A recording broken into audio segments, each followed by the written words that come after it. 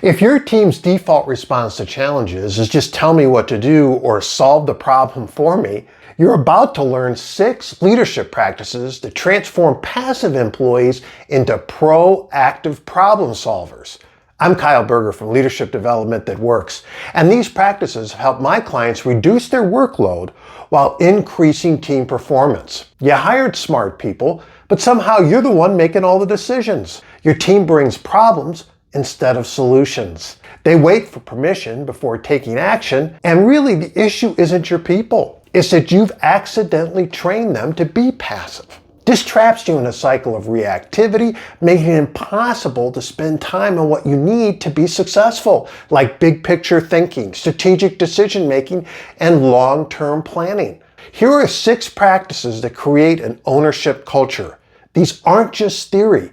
They're based on 20 years of leadership experience and proven client results. Practice 1. When establishing goals, ask how much involvement they want from you. Most leaders assume people want their direction. Instead, ask, how much involvement do you want from me on this?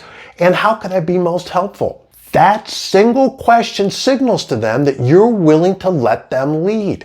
And it shifts the dynamic from you directing to them owning, which is key.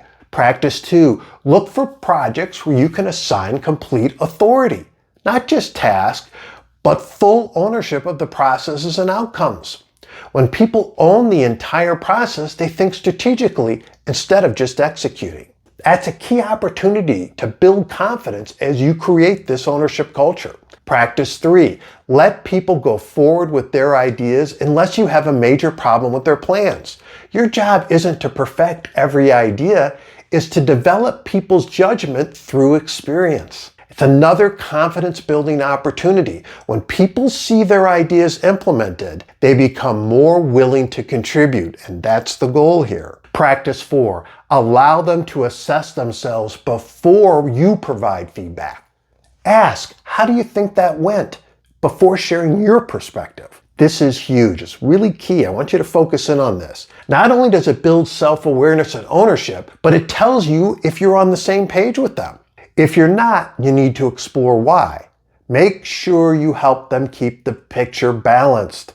If they're all negative, ask what went right. If they're all positive, explore what could be improved. As the leader, you need to be balanced too. Practice 5. Periodically ask for feedback. Questions like, am I giving too much direction on some assignments and too little on others? Most managers shy away from asking a question like that because they're afraid of what they'll hear. But if you ask for this feedback, you need to be prepared to actually change based on what you learn. Practice 6. Tailor your approach. Instead of looking at it from your perspective only, look at it from theirs. Does this team member struggle with ambiguity? If they do, then spend more time setting clear expectations up front with them. Do they need more assurance? Then focus on recognition and encouragement. Get to know your people and what makes them tick. What's more impactful, approaching everyone the way you're most comfortable or approaching people based on what you know about them? I would argue if you want good results, it's the latter. I would encourage you to start with practice 1. How much involvement do they want from you on this assignment or project? And do that in your next goal-setting meeting with one of your team members. Then gradually implement the other practices I have shared in this video. The key is consistency. Every interaction either builds ownership or builds dependency. You have a role in that. Here's what changes when you get it right. Your team starts bringing solutions instead of just problems. You spend less time managing and more time leading. And your people feel more engaged because they have real ownership. Read my companion blog in the description below for deeper insights into these practices, and subscribe for more leadership strategies that actually work.